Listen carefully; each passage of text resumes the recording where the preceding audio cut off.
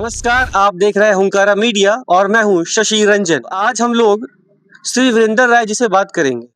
ये पूर्व में सुधा डेयरी के कई बार अध्यक्ष रह चुके हैं और अगर एक नज़र में हम देखें तो बिहार में डेयरी की जो शुरुआत है वो कहीं न कहीं इन्हीं से शुरू हुई है।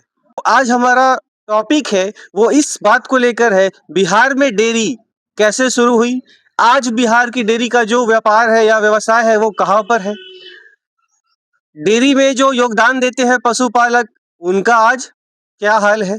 इन सभी मुद्दों को लेकर आज हम बात करेंगे श्री वीरेंद्र राय जी से। सर, आपका बहुत बहुत स्वागत है। सर, आपके चैनल और आपके श्रोताओं को भी धन्यवाद। जी सर, मैं आपसे पहले तो ये जानना चाहूँगा कि आपका जो रुझान है वो डेयरी के प्रति कैसे हुआ। पहले थोड़ा सा अपना परिचय, उसके बाद फिर इस पे स्टार्ट करते मेरा नाम वीरेंद्र राय हुआ जी। और मैं सुधा डेयरी का प्रथम निर्वाचित अध्यक्ष, 4 बार मैं अध्यक्ष रहा पूरे तिमूल का जी। और 1 बार बोर्ड ऑफ डायरेक्टर रहा। 4 बार में 2 बार हमें राष्ट्रीय उत्पादकता पुरस्कार देश स्तर पर हमारे नेतृत्व में सुधा डेयरी को प्राप्त हुआ। जी सर, आपका जो रुझान है वो डेयरी के प्रति क्यों आया और कैसे आया?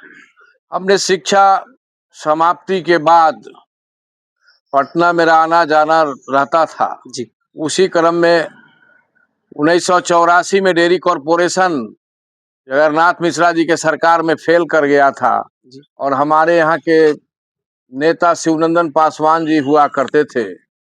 उनके डेरा पर doctor Verghese Kurien, father of operation flood, जो आए, उनसे मेरा इंटरेक्शन हुआ, मेरी बातचीत हुई।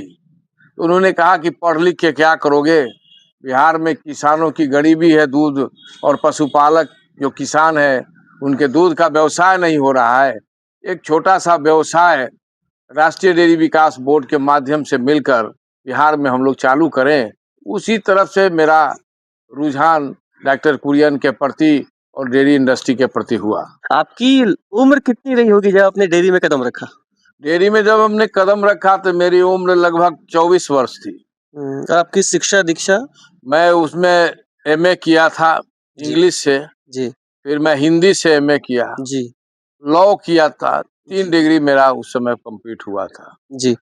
आप जो निवासी है वो प्रॉपर मुरौल के ही हैं? मुरौल गांव के, और हमने इसी गांव में 10 लीटर से दूध समिति की शुरुआत की थी जी। 84 में। जी सर, समिति शुरुआत करने में या डेयरी फार्मिंग इनकी शुरुआत करने में आपको कुछ मुश्किलों का सामना करना पड़ा? बहुत सारे मुश्किलों का सामना करना पड़ा। जो बिचौलिया थे, जो गोवरिया थे, जो मिडिल मैन थे, वो लोग काम करते थे, वो लोग अफवाह फैलाते थे, ये लोग दूध ले लेंगे, पैसा नहीं देंगे, तरह तरह की बात फैलाते थे।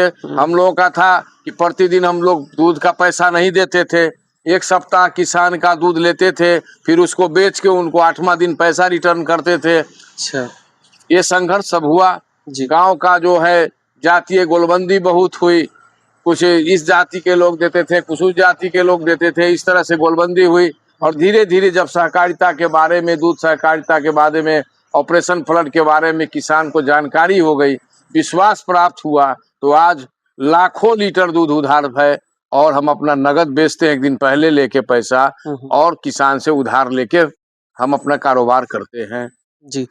बिहार में सुधा की शुरुआत कैसे हुई? सुधा की शुरुआत जब कॉरपोरेशन फेल हो गया तो जगन्नाथ मिश्रा जी वाली? जगन्नाथ मिश्रा की सरकार में, उनकी सरकार जी थी, डेयरी कॉरपोरेशन फेल कर गया। उसके बाद एक सहकारी संस्था बना के ये कॉम्फेड वहाँ खुला, बिहार स्टेट प्रोड्यूसर फार्मर जो ऑपरेशन जो वहाँ शुरू हुआ, कॉम्फेड जो हमारा महासंघ है। तो इसकी 3 इकाई है। पहले तो यहाँ समिति है, फिर हमारा संघ है और वो महासंघ है। अच्छा। इस तरह से इसकी शुरुआत हुई और फिर अभी तो बड़े लार्ज स्केल पर 38 जिला में ऑपरेशन फ्लड का काम चल रहा है। लेकिन उस समय मात्र 4 डेयरी थी। एक मुजफ्फरपुर जो डेयरी है जिसका 7 जिला भी कार्य क्षेत्र है, इसका नाम तिमुल था, तिरहुत मिल्क यूनियन लिमिटेड। अच्छा। दूसरी डेयरी थी पटना डेयरी प्रोजेक्ट, उसका नाम हो गया वैशाल पाटलिपुत्रा दूध संघ। बरौनी डेयरी थी, जिसका नाम अभी है देश रत्न, डॉक्टर देश रत्न राजेंद्र प्रसाद दुग्ध उत्पादक सहकारी संघ बेगूसराय, बरौनी। जी। तो इस तरह से, और समस्तीपुर जो मिथिला डेयरी थी, समस्तीपुर का जो डेयरी था मिथिला डेयरी उसका नाम था। 4 डेयरी काम कर रही थी, जो 38 जिला में था। अब धीरे धीरे ऑपरेशन फ्लड का हर जिला में कार्यक्रम शुरू हो गया। जी। आप 4 बार अध्यक्ष रहे सुधा में। जी जी। तो अध्यक्ष बन के लगता है कि कभी-कभी कि हाँ, मैं ही भगवान हूँ डेयरी वालों की। नहीं, भगवान नहीं, हम तो सेवक थे। जी। हमने डेयरी को शौक में लिया, कहीं नौकरी नहीं किया। उच्च शिक्षा के बाद मैं उस समय प्रोफेसर बन सकता था कहीं आसानी से, काहे कि मेरी जो भी डिग्री है सब फर्स्ट क्लास है, कहीं सेकंड क्लास नहीं है। थोड़ा आपके घर के हालात के बारे में देखें तो किस स्थिति का सामना करना पड़ा? मैं तो बहुत गरीब परिवार, साधारण परिवार का आदमी था। मेरे फादर एक साधारण किरानी थे, मैं 5 भाई था, और मैं दूध की गाड़ी से दूध संघ जाता था और दूध की गाड़ी से वापस आता था। उस समय स्थिति ऐसी नहीं थी, मात्र तिमूल को 1500 लीटर दूध था। दूध की गाड़ी में मैं ड्राइवर के साथ बैठ के चेयरमैन होते हुए जाता था और फिर दूध की गाड़ी से वापस आता था। ये मेरा रूटीन था। जी। और किसानों का रुझान बढ़ते गया। हमने साइकिल से, मोटरसाइकिल से अपनी समितियों पर इस इलाके में घूमने का काम किया। और ये जो इलाका है ढोली, मुरौल, सकरा और बंदरा, गायघाट, ये सब जो इलाका है वो तिमुल का हर्ट हुआ। सबसे ज्यादा दूध का उत्पादन यहाँ हुआ जी। और इस इलाके में क्वालिटी मिल्क प्रोडक्शन हुआ। सर, क्वालिटी की आपने बात की, तो थोड़ा-सा हम आज के समय में आते हैं, तो जहाँ हम देखते हैं कि हर तरफ मिलावट चल रही है। दूध में मिलावट है, पनीर में मिलावट है, मतलब कि हर जगह मिलावट है। तो डेयरी में अगर हम देखें तो दूध में जो मिलावट है वो आए दिन पकड़े जा रहे हैं। तो हाँ। इस पे आपका क्या है? सहकारी संघ में दूध में मिलावट क्यों करेगा? हमारा दूध, घी, पेड़ा, पनीर, लस्सी, जो भी प्रोडक्ट बनते हैं वो संस्थान में बनते हैं और लोग देख सकते हैं उसको। जी। इसमें कहीं कोई मिलावट नहीं है, इसकी गारंटी है। जो प्राइवेट कंपनी के लोग हैं वो आर्टिफिशियल मिल्क हो या मिलावटी मिल्क हो, मिलावटी अभी होली आ रहा है, खोआ, पनीर, ये सब चलेगा। जी। तो ये जो नॉन ब्रांडेड चीज है उसमें ज्यादा मिलावट है और सस्ता बेच भी लेते हैं वो हमसे। वो स्वास्थ्य के लिए बहुत हानिकारक है। लेकिन बदनाम यदि होता है तो पूरा मिल्क प्रोडक्ट होता है। लेकिन सुधा में क्वालिटी की गारंटी आज भी है। जी, क्वालिटी की बात किया तो सर एक बात और मुझे याद आता है या ध्यान में आता है कि क्वालिटी में कंपटीशन है या सिर्फ प्राइस में कंपटीशन है डेयरी फार्मिंग में? डेयरी में जो कोऑपरेटिव डेयरी है जी। तो क्वालिटी में कंपटीशन है, रेट में कोई कंपटीशन नहीं। अच्छा, जो प्राइवेट जो कंपनियां आपने कहा तो उनकी क्वालिटी अच्छी नहीं होती? उनकी क्वालिटी कोई उनका ये नहीं है, हमारा तो हॉलमार्क है, सब तो चीज है। सर मैं कैसे जांचूंगा? मैं अगर खरीद आईएसओ प्रोडक्ट हम लोगों का होता है, आईएसओ सर्टिफाइड है। एफएसएसआई भी सर्टिफाइड करती है। सर जैसे कि मैं एक आम आदमी हूँ, तो मुझे पता करना है कि जो मैंने पनीर लिया है, क्योंकि आजकल तो काफी सारी कंपनियां आ चुकी हैं, और किस गांव में ये प्रोडक्ट मिलता है कि नहीं मिलता है वो भी थोड़ा देखना होता है सर। तो मुझे कैसे मालूम चलेगा? हमारा प्रोडक्ट तो हर सोसाइटी से, आप जो मिल्क कोऑपरेटिव सोसाइटी गांव में जहां किसान संग्रहण करते हैं दूध, जहां अपना दूध देते हैं, वहीं ऑर्डर करने से मिल जाएगा, वो डायरेक्ट मंगा देंगे वहां से। अच्छा, समिति से ही मिल जाएगा? समिति से ही मिल जाएगा। जी। समिति का क्या हाल है सर? देखते हैं कि वो बड़ा खस्ता हाल है सर। समिति में हालत तो ठीक है, समिति में भी कंपटीशन है। हर गांव में 3-4 तरह की डेयरी आ गई है। अच्छा। कहीं गंगा डेयरी का दूध है, कहीं अमूल का दूध है, कहीं किसी का है। तरह तरह का कंपनी कलेक्शन भी करता है। किसान भी कभी इस जगह रहे, कभी उस सोसाइटी में चले गए, कहीं वहां मुनाफा दिखा। एगो मेला घूमनी का काम जो होता है, एगो मेला गई महिला, 4 मेला है, चारों में घूमती है। उसी तरह किसान का हाल है, जिसके कारण उनका खास्ता हाल नजर आ रहा है। सर हाल ही दिनों में हमने कई बार देखा है कि डेयरी में, मतलब कहीं डेयरी में जो है गंदगी बहुत है, किसी के जमीन ठीक नहीं है तो बिल्डिंग ठीक नहीं है। तो आज के समय में आप डेयरी इसको आप कहाँ देखते हो? दुग्ध उत्पादन जो व्यवसाय है या बिज़नेस है, इसको आप कहाँ देखते हैं? किसान के लिए ये व्यवसाय है और गांव में घर बैठे समिति के माध्यम से 2 लीटर दूध, 5 लीटर, 10 लीटर दूध उत्पादन करने वाला पशुपालक जा नहीं सकता है बाजार में बेचने, लेकिन जब समिति जिस गांव में उपलब्ध है जी। वहां वो अपने दूध को दे देते हैं, समिति के में डालते हैं और समिति फिर संघ में डालती है। संघ फिर भिन्न भिन्न तरह के उत्पाद बना के मुनाफा कमा के किसान को फिर वापस देती है। इसको समय लगता है लेकिन। अब 1 सप्ताह का तो समय लगेगा ही भुगतान में। सर, डेयरी के अंदर की बात जो है वो आजकल हम लोग सरेआम देखते हैं पेपर में कि अधिकारी आपस में लड़ रहे हैं। कभी जो है वो मतलब उनके बोर्ड मेंबर आपस में लड़ रहे हैं। तो पहले क्या था इसका हल और आज क्या है? पहले बोर्ड के मेंबर मतलब किसान मालिक है और किसान के प्रतिनिधि बन के जाते थे और अधिकारी और बोर्ड मेंबर मिलके संस्था को चलाते थे, चूंकि ये सहकारी संस्था थी। जी। लेकिन आज बोर्ड मेंबर जो हैं वो अपने रिश्तेदार नातेदार को लगे हुए हैं नौकरी दिलाने में उसी संस्था में। वो अपने बेटी, दामाद, बेटा, समधी, समधीन अपने रिलेटिव के नाम पर डिस्ट्रीब्यूटरशिप लेना चाहते हैं जी। और जिसके कारण वो बराबर मैनेजिंग डायरेक्टर पर दबाव बनाते हैं। इसलिए दोनों में रिफ्ट पैदा हो जाता है और इस द्वंद के बीच बहुत अच्छी हालत नहीं है बोर्ड के डायरेक्टर और जो संस्थान के अधिकारी पदाधिकारी हैं। जब तक इनका कोऑर्डिनेशन नहीं होगा तब तक सहकारिता, दूध सहकारिता अच्छे से नहीं चल सकती। जी, आपका क्या सुझाव है इस पे कि क्या होना चाहिए? जब तक निस्वार्थ रह के नहीं करेंगे उसमें काम, मैं भी 4 बार था, लेकिन मैंने किसी अपने ब्लड रिलेशन को नौकरी में नहीं रखा और हमारे ब्लड रिलेशन के लोग उस काबिल भी नहीं थे। डॉक्टर, इंजीनियर नहीं थे, डेयरी टेक्नोलॉजिस्ट नहीं थे, इलेक्ट्रीशियन नहीं थे, टेक्नीशियन नहीं थे। लेकिन आज जो मेंबर हैं उनका बेटा लिख लोढ़ा पत्थर और कुछ भी हो, कहीं सुपरवाइजर में, कहीं सुधा मित्र में, कहीं डिस्ट्रीब्यूटरशिप में, इसी बहाली में लोभ लाभ में लगे हुए हैं, जिसके कारण खींचतान बहुत तेजी से बढ़ गया। सर, इस पे एक और बात निकल कर आती है कि जो किसान है, जो दूध दूहता है गाँव में, वो कई बार जो है वो डेयरी तक नहीं पहुँच पाता है और शाम को या सुबह में जो ग्वाला है, वो दूध लेने आते हैं उनसे, तो ये भी कई बार कंप्लेन आया है कि वो कम पैसे पे लेते हैं। ऐसा कुछ है क्या सर?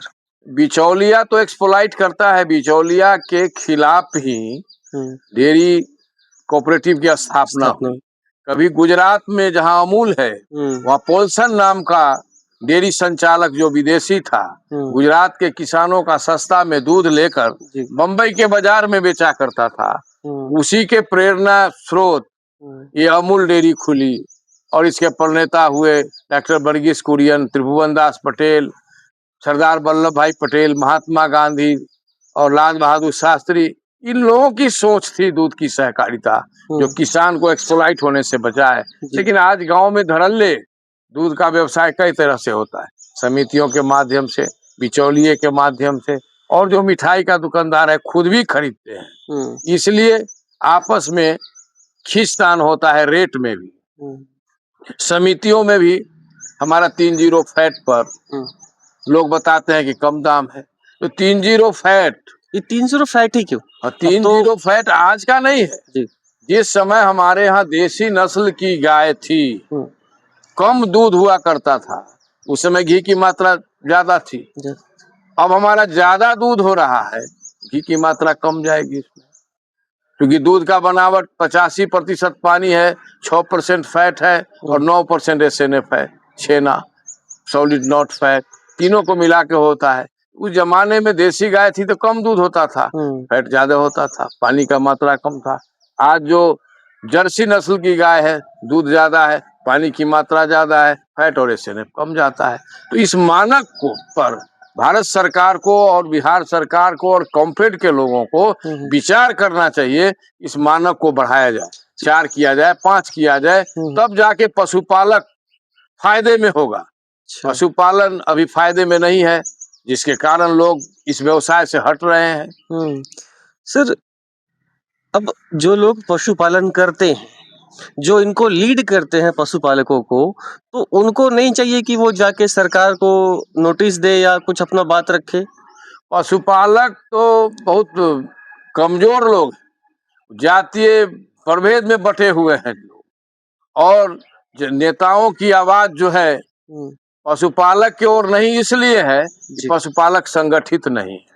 हुँ, और हम तो एक जमाना था कि हमारे यहाँ का मंजेलाल जी एमपी हुआ करते थे, हुँ, और रामविलास पासवान जी के यहाँ मैं एक बार गया, तो मैं जब दोनों आदमी बैठे थे, नाश्ता चल रहा था, मैं उत्सुकता पूर्व, मैं भी उस समय चेयरमैन था और मंजे बाबू से मेरा अच्छा संबंध था, मैं वहाँ गया, दिल्ली में बैठा हुआ था, तो मैंने सवाल किया रामविलास पासवान जी से कि पासवान जी, हमसे जब परिचय बात था ही सब चीज, तो हमने कहा कि सर आप तो उठाते हैं सब लोग, लेकिन किसानों का सवाल नहीं उठाते हैं। तो बड़ा गुस्से में हो गए हम पर। उनके भाई रामचंद्र पासवान बैठे थे, मंजेलाल जी बैठे थे, 3 सांसद बैठे थे, मैं भी डेयरी का प्रतिनिधि बैठा था, और उन्होंने कहा कि किसान थोड़े वोट देता है हम लोगों को, वोट तो देता है ग्वाला, वोट देता है भूमियार, वोट देता है चमार, वोट देते हैं दुसाद, वोट देते हैं तेली, कुम्हार, बनिया, ये जाति के आधार पर वोट मिलता है, किसान के आधार पर वोट नहीं मिलता है। वो दिन हमको आज याद है। अभी इस दिन से मुझे एक और दिन याद आ गया सर। मेरे दादाजी कहते थे, अटल बिहारी वाजपेयी जब प्राइम मिनिस्टर बने थे, तो मेरे दादाजी गए थे उनसे एप्लीकेशन देने के लिए, जो आईडीपीएल बिहार में था, तो उसको लेके। तो अटल बिहारी वाजपेयी जी ने कहा कि हम सरकार चलावे या फैक्ट्री चलावे। तो ये बात मुझे याद आ गई वहाँ पे। तो ऐसा लगता नहीं है कि मजदूरों की स्थिति और किसान की स्थिति दोनों सेम है? किसान जो बड़ा किसान था, किसानी छोड़ दिया ना, जी। वो तो मजदूर के हाथ ठीका बटैया लगा दिया अपना जमीन, चले गए दूसरे काम में, बेटा विदेश पढ़ने में चला गया, वही रह गया, और अब जो किसान थे वो मजदूर हो गए। छोटे मझोले किसान जो सीमांत किसान है तो मजदूर हैं सिर्फ। पशुपालक, गोपालक, बकरी पालक, मुर्गी पालक जो है सब पशुपालन का इसी काम में लगे हुए हैं। सर, ऑपरेशन जो फ्लड है, उस पे श्वेत क्रांति, उस पे आपका क्या विचार है? श्वेत क्रांति दूध के उत्पादन के लेकर हुआ, और इसके प्रणेता डॉक्टर वर्गीस कुरियन हुए, त्रिभुवन दास पटेल हुए, सरदार वल्लभ भाई पटेल, महात्मा गांधी हुए, फिर मुरारजी देसाई थे, फिर लाल बहादुर शास्त्री जी थे। इन लोगों की सोच से गुजरात में ये बना ऑपरेशन फ्लड, और इससे श्वेत क्रांति ने पूरे देश के दिशा को बदल दिया। राष्ट्रीय डेयरी विकास बोर्ड के नेतृत्व में पूरे भारत में चला, और सभी जगहों पर अलग अलग की दूध सहकारिता है। अमूल इसका बहुत बड़ा ब्रांड भी बना। इस तरह से हर राज्य में, अब बिहार में सुधा है, मध्य प्रदेश में सांची है, राजस्थान में सरस है, उत्तर प्रदेश में पराग है, इसी तरह से तमिलनाडु में नंदिनी है। हर राज्य में इसका अलग अलग ब्रांड है, लेकिन सब सिस्टर कंसर्न डेयरी है। सब ऑपरेशन फ्लड के तहत ही भिन्न भिन्न राज्यों में चलाए जा रहे हैं। और ऑपरेशन फ्लड के कारण आज देश 10 वर्षों से दूध उत्पादन में भारत प्रथम आ रहा है और सिरमौर बना हुआ है आज। तो आज आप भारत को डेयरी फार्मिंग में कहाँ देखते हैं? डेयरी फार्मिंग में भारत सबसे आगे है जी, लेकिन यहाँ के लोगों के बीच फूड हैबिट में मिल्क नहीं है। कुपोषण से दूर करने के लिए सरकार भी भिन्न भिन्न तरह की चीज दे रही है जी, लेकिन स्कूल में खिचड़ी खिला रहे हैं, सोयाबीन का सब्जी खिला रहे हैं, लेकिन दूध नहीं दे रहे हैं, शहद नहीं दे रहे हैं। तो दूध और शहद, ये दो जो है कुपोषण से दूर करने का बहुत बड़ा संसाधन है, साधन है जी, जिसको सरकार पॉपुलर नहीं कर रही है, फूड हैबिट में नहीं ला रही है। शहद की सिर्फ चंदन करते हैं और पंचामृत में खाते हैं। दूध का भी वही हाल है, जो चाय में पी लेते हैं वही। अलग से दूध बहुत कम लोग खाते हैं। आज भी 15 से 20 ml पर व्यक्ति पर कैपिटा दूध की उपलब्धि है। ये दुखद है। सर, इस वक्त आपके नज़र से डेयरी में क्या सुधार की आवश्यकता है? और एक बात और पूछना चाहता हूँ कि पहले की डेयरी में और आज की डेयरी में क्या अंतर आपको लगता है? डेयरी में सरकार का जो हस्तक्षेप बढ़ गया, जी। 7 निश्चय ये वो करके अनुदानित पैसा ये देने लगे, हुँ, जिसके कारण भ्रष्टाचार बढ़ा। हमारे जो कर्मचारी थे, हुँ, उनके बीच गलतफहमी पैदा हुई और वो भी बिहार सरकार के कर्मचारी अपने को मानने लगे और सभी लोग अपने हिस्से का हिंदुस्तान इसमें भी लूटने लगे। हुँ, जब तक सरकार का हस्तक्षेप नहीं था, जब डेयरी इंडिपेंडेंट थी, अपने कमाई से अपने स्टाफ को, अपने सेवक को पैसा पेमेंट करती थी, अपने खर्चे को मेंटेन करती थी और डॉक्टर कुरियन का सिद्धांत था कि जो कंज्यूमर प्राइस में बेचते हो आप, हुँ, उसका 80% गोज टू फार्मर, किसान को दो। हुँ, लेकिन आज 50-50 हो गया, 50% किसान को और 50% के दुगना में कंज्यूमर पे यहाँ बिकता है। हुँ, 50% खर्चा में इनका चला जाता है, आउट एंड स्टैंडिंग में चला जाता है। जी। इससे कारण किसान को इसका लाभ नहीं मिल रहा है। सर, ये दूध का जो प्राइस है या जो मिल्क प्रोडक्ट है उसका जो प्राइस है, वो निर्भर कैसे करता है? कैसे निर्धारण कैसे करते हो आप लोग इसका? प्राइस पहले तो संघ को ये पावर था, चेयरमैन और उसके बोर्ड को पावर था, लेकिन अब बिहार सरकार में जो आईएएस अधिकारी कॉम्फेड के एमडी होते हैं, हुँ, इसके सचिव होते हैं, पशुपालन सचिव वो अध्यक्ष होते हैं, यही लोग तय करते हैं और बाजार भाव से तय होता है। इसमें भी है कि उस जमाने में कभी 1 लीटर 1.5 लीटर आप दूध बेचते तो 1 लीटर डीजल खरीद सकते थे। आज तो 50 क्विंटल आप दूध बेचिएगा, 1 भर सोना मिलेगा। ये हालत हो गई है। हुँ, किसानों की हालत इसलिए बद से बदतर होती जा रही है और मिल्क प्रोडक्शन के काम से लोग धीरे-धीरे अपने को विमुख कर रहे हैं, हुँ, क्योंकि हर चीज में सरकार अनुदान दे रही है। फैक्ट्री घाटा में जाए तो अनुदान है, खेती घाटा में जाए तो इसमें कोई अनुदान नहीं है और दुर्भाग्य है कि गेहूं उत्पादन हम लोग करते हैं, जी। लेकिन इसका दाम तय करता है वो आदमी जिसको गेहूं का दौनी का दौंक नाक में नहीं जाता है। मकई उत्पादन करते हैं, जिसके देह पर काप नहीं लगता है, वैसा अधिकारी मकई का दाम तय करता है। दूध के साथ भी यही है कि जो आदमी कभी गाय भैंस का लथार नहीं खाया, वो आदमी दूध का दाम तय करता है। हमारा कॉस्टिंग सही नहीं हो रहा है, हम नुकसान में किसान जा रहे हैं, इसलिए लोग विमुख हो रहे हैं। अब डेयरी इंडस्ट्री से भी लोग हट रहे हैं धीरे धीरे, हुँ, दूध के उत्पादन से भी हट रहे हैं। जी। सर, आपके हिसाब से क्या होना चाहिए था रेट इस वक़्त?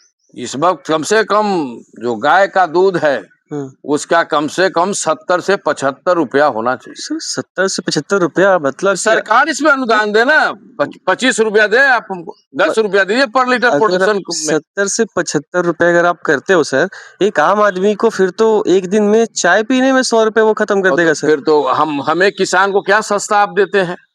हम भी तो दूसरा दूध छोड़ के दूसरा चीज कॉस्टली खरीद रहे हैं। हुँ, हम आज कड़ुआ तेल 200 रुपये लीटर खरीद रहे हैं ना, जी। तो हम अपना दूध कैसे सस्ता में दे दें आपको?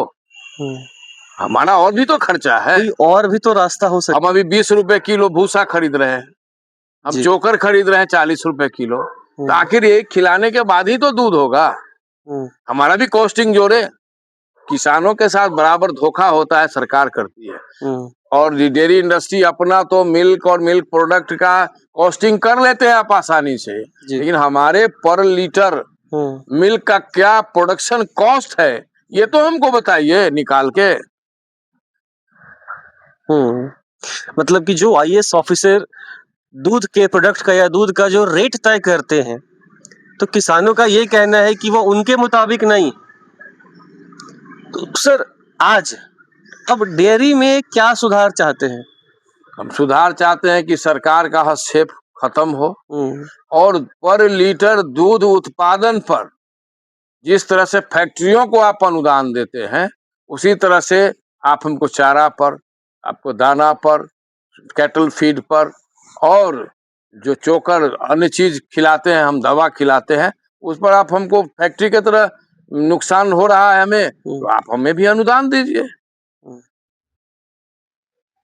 तो सरकार से आप अनुदान चाहते हैं लेकिन सरकार का हस्तक्षेप नहीं चाहते हैं। नहीं, ये कैसे पॉसिबल? सरकार अगर सरकार आपको सपोर्ट कर रही है तो तो फैक्ट्री हस्तक्षेप वाले के साथ भी तो ये है, फैक्ट्री पर उनका कहाँ कुछ चलता है। अच्छा। फैक्ट्री का पर सरकार का क्या नियंत्रण है? जो प्राइवेट फैक्ट्री अपना प्रोडक्शन करता है अपने कॉस्ट में बेचता है। कभी दाम का नीति था समाजवाद में, अन्न के दाम की बढ़ती घटती, आना शेर के भीतर हो, करखनिया मालों का दाम लागत मूल्य के डेढ़ा हो। लेकिन क्या लागत मूल्य के डेढ़ा में बेचते हैं? हमको भी तो आप दीजिए लागत मूल्य का डेढ़ा दुगना। स्वामीनाथन रिपोर्ट में कहा गया है, लेकिन आज तक आप लोगों ने लागू नहीं करने दिया सरकार ने जी। ये भी तो हमारी मांग है। बिल्कुल। इंडस्ट्री के घाटा को आप खत्म करते हैं तो हमारे खेती को घाटा के, पशुपालन के घाटा को, पशुपालक के घाटा को आप भी खत्म करिए। हम उस योग्य हैं, हम लेने लायक हैं। किस फैक्ट्री में दूध उत्पन्न बनेगा, किस फैक्ट्री में गेहूं बनेगा, किस फैक्ट्री में चावल बनेगा। और फैक्ट्री वाला से हम कहना चाहते हैं, 1 किलो लोहा से तुम 1 किलो 100 ग्राम बना ना दो, लेकिन हम तो 1 किलो छींटते हैं बीज, 1 क्विंटल लेते हैं। फैक्ट्री हम है कि आप हो? सरकार को इसके ओर भी देखना होगा। केसी माउंटफोर्ट स्कूल सीबीएसई से एफिलिएटेड यह स्कूल लगभग 20 वर्षों से बिहार में अपनी सेवा दे रहा है। यहाँ पर आप देख रहे हैं एक बहुत बड़ा ग्राउंड है, 15 बच्चों पर एक टीचर।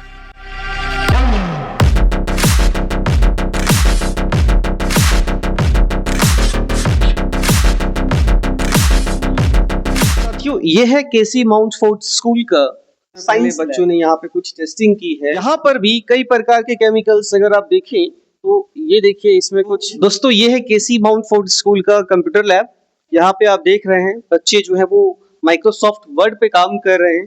कोई वर्ड आर्ट चलाना सीख रहा है तो कोई टाइपिंग सीख रहा है। अभी हम लोग एंटर कर रहे हैं केसी माउंटफोर्ट स्कूल के लाइब्रेरी में।